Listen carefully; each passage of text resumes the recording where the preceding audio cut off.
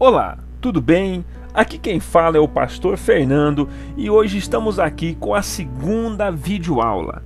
E nesta aula vamos falar sobre um tema bem específico, porque a Bíblia é uma obra literária. Então, antes de entrarmos nesse tema, onde fazemos aqui uma pergunta, o porquê a Bíblia é uma obra literária, precisamos entender o que é a Bíblia, não é verdade? Vamos dar uma pincelada, pois eu tenho aqui a intenção de montar um estudo, uma videoaula somente sobre a Bíblia em forma de estrutura e o que é a Bíblia. Mas enfim, isso é outra situação. Eu quero só dar uma pincelada aqui. A Bíblia tradicionalmente ela é formada pelo Novo Testamento e o Antigo Testamento, que juntos são chamados de escrituras, tá? O judaísmo reconhece como escritura apenas a Bíblia hebraica. Também ela é conhecida como o Tanakh ou a Torá. Segundo a tradição aceita pela maioria dos cristãos, a Bíblia foi escrita por 40 autores aproximadamente, entre 1500 a.C. e 450 a.C., livros do Antigo Testamento, e entre 45 e 90 depois de Cristo, livros do Novo Testamento, totalizando um período de quase 1600 anos. Incrível, né? Sabe, a maioria dos historiadores, eles consideram que a data dos primeiros escritos, acreditados como sagrados, é bem mais recente. Por exemplo, enquanto a tradição cristã coloca Moisés como o autor dos primeiros 5 livros da Bíblia, que é o Pentateuco, muitos estudiosos aceitam que foram compilados pela primeira vez apenas após o exílio babilônico, a partir de outros textos datados entre o 10º e o 4º século antes de Cristo. A Bíblia é o livro mais vendido de todos os tempos, com mais de 6 bilhões de cópias em todo o mundo, uma quantidade 7 vezes maior que o número da segunda cópia, ou do segundo colocado, da lista dos livros mais vendidos. O livro mais vendido em segundo lugar, por curiosidade, é o Livro Vermelho, que, para quem não sabe, é uma coletânea de citações do presidente da República Popular da China. O nome dele é Mao Tse-tung. Mas enfim, deixa o chinês para lá e vamos em frente, porque o apóstolo Paulo afirma que toda a escritura é inspirada por Deus, literalmente simboliza literatura, literária. Então o apóstolo Paulo ele afirma que toda a escritura é inspirada por Deus, literalmente, soprada por Deus, que é a tradução da palavra grega theopneutos. Está lá em 2 Timóteo capítulo 3 e o versículo 16, caso você queira conferir. O apóstolo Pedro, ele também diz que nenhuma profecia foi proferida pela vontade dos homens, inspirados pelo Espírito Santo, é que homens falaram em nome de Deus. Está lá também em 2 Pedro capítulo 1, do versículo 21. Então, enfim, se eu for aqui detalhar sobre a história da Bíblia e se aprofundar na estrutura bíblica, nós vamos sair do tema. Então vamos deixar para um outro vídeo e aí vamos falar sobre a complexibilidade da palavra de Deus, como ela foi criada, quem são os autores, quem são os escritores, os períodos, os livros, a separação das escrituras, enfim. Voltemos porque a Bíblia é uma obra literária.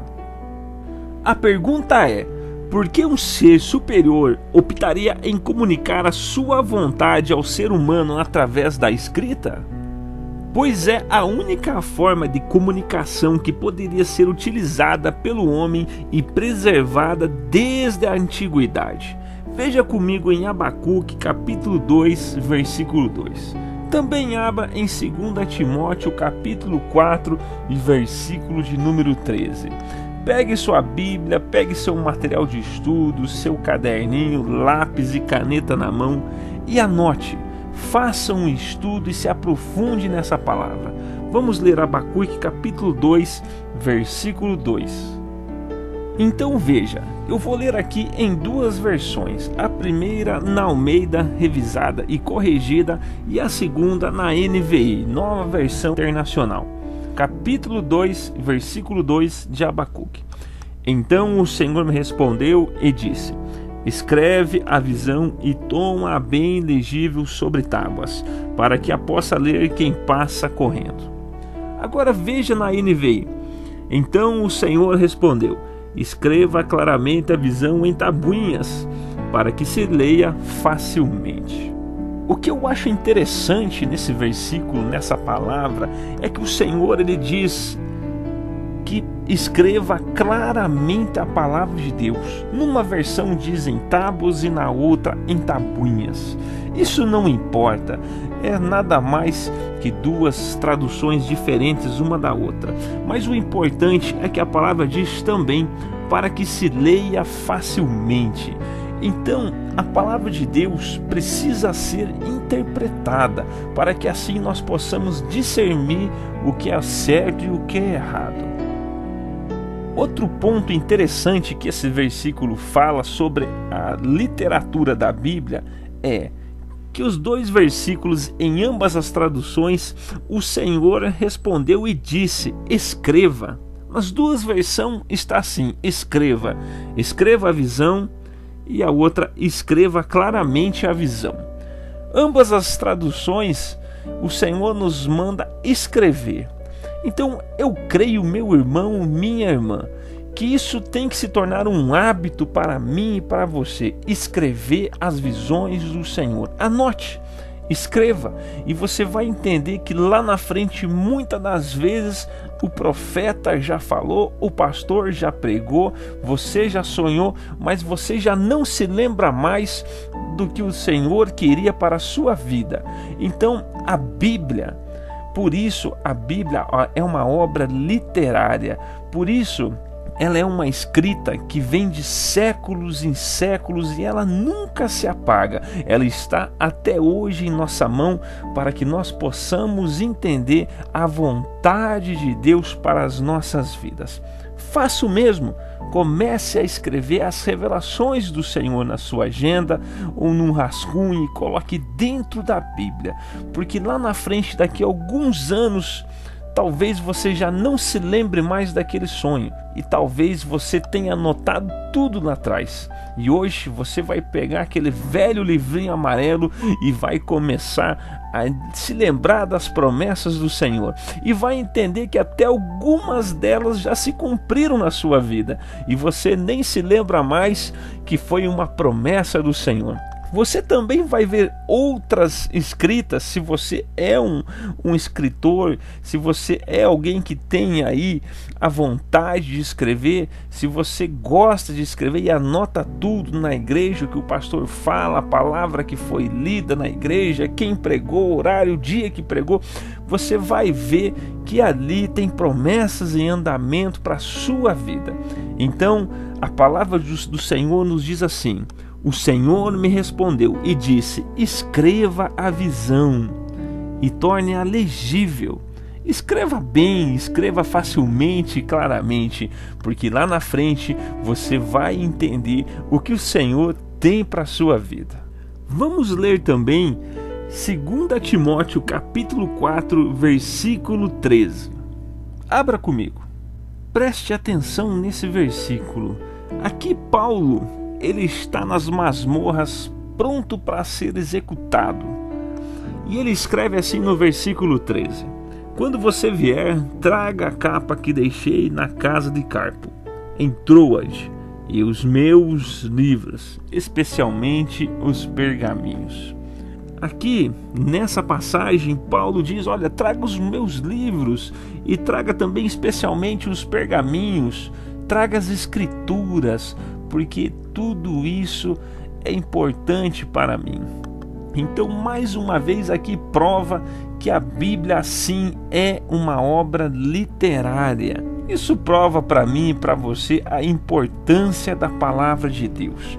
Porque a Bíblia fechada nada mais é do que um livro de estudo, um livro de pesquisa, um livro onde possamos entender a história da nossa vida, dos nossos antepassados, e ela também é um manual de instrução para a nossa vida.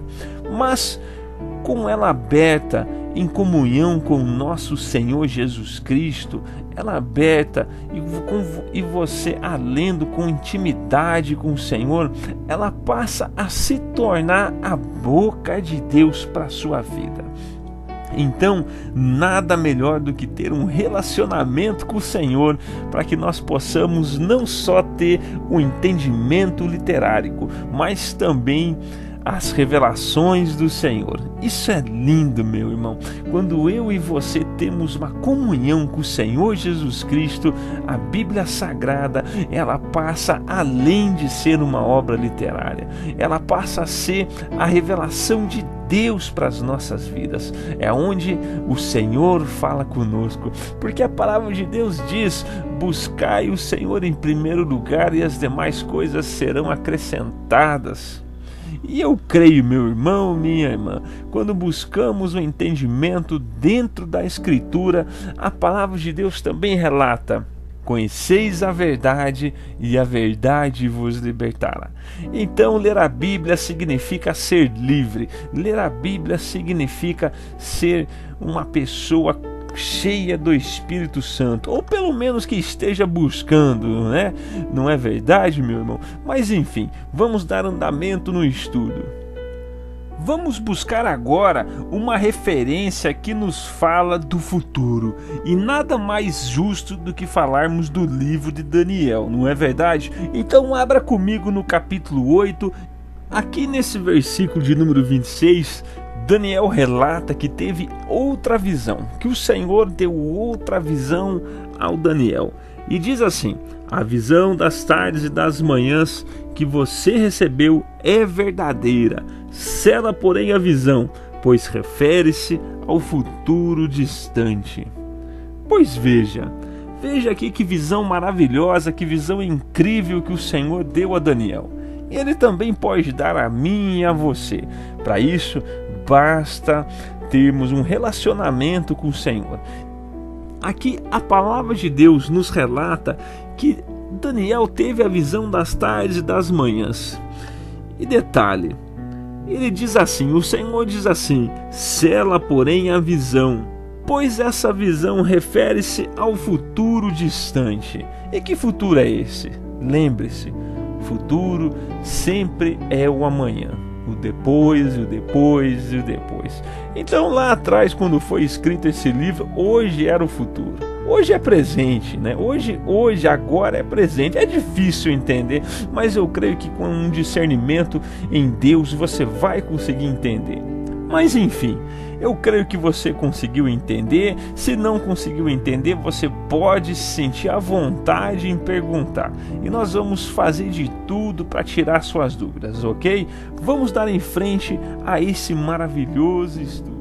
Meu irmão, a verdade é que somente através do registro escrito seria possível transmitir e garantir a autenticidade de um conteúdo ao longo dos séculos. Vamos confirmar nos livros? Veja comigo em Colossenses capítulo 4, versículo 16. E já vá abrindo também em Apocalipse capítulo 22, do 18 ao 19. Vamos navegar nas Escrituras do Senhor, já que isso daqui é um estudo, então vamos nos aprofundar. Então o 16 diz: depois que essa carta for lida entre vocês, façam que também sejam lida na igreja dos Laodicenses, e que vocês igualmente leiam a carta de Laodiceia. Pois veja, aqui é Paulo mais uma vez relatando que as cartas devem ser lidas. E essas cartas nada mais é que unidas e juntas fazem parte da palavra de Deus.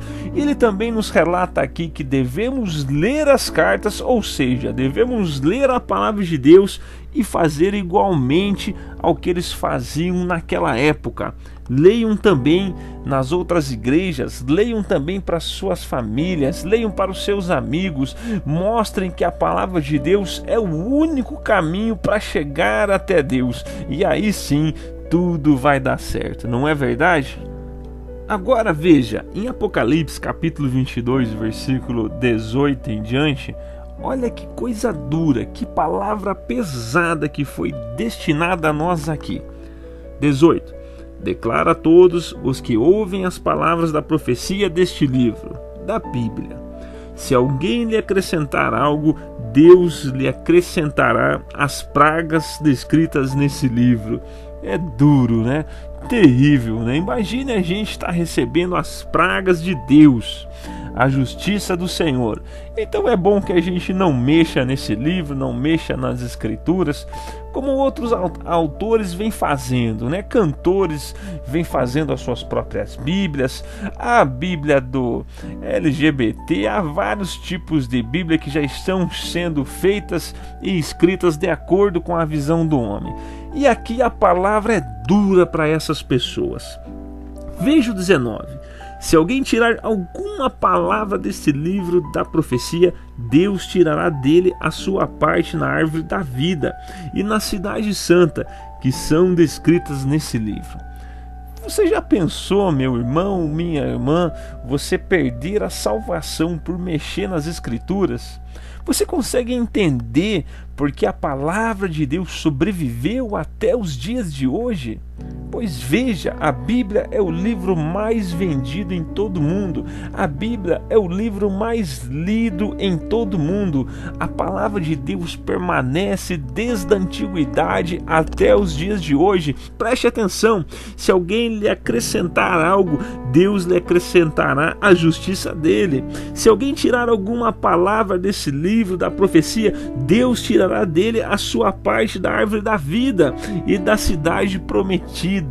Dura palavra, né? Então, que eu e você possamos estar antenados nesse ensinamento, que eu e você hoje possamos entender a necessidade de entender que a Bíblia, sim, ela é uma obra literária, ela é uma obra que nós precisamos ler para entender a teoria, pegar toda essa teoria e começar a colocar em prática, que é na prática que aí sim nós possamos ter um verdadeiro relacionamento com o Senhor.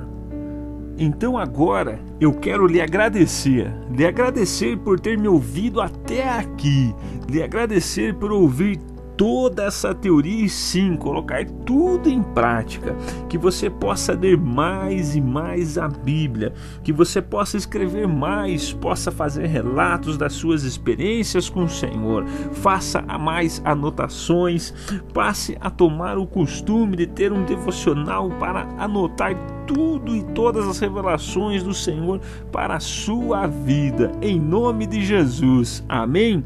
Então fique na graça de Deus. Aqui quem fala é o pastor Fernando Patrick e que Deus lhe abençoe poderosamente em nome de Jesus.